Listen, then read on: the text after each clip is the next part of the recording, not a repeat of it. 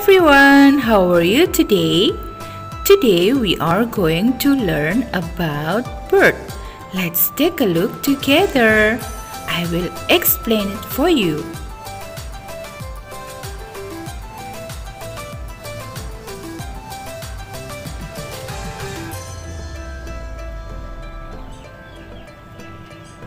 This is a bird.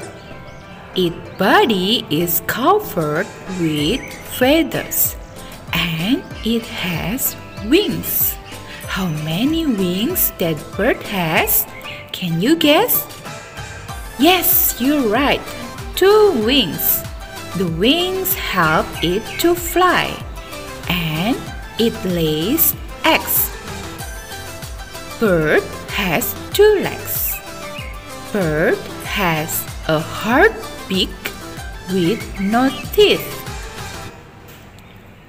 Different types of birds eat different food.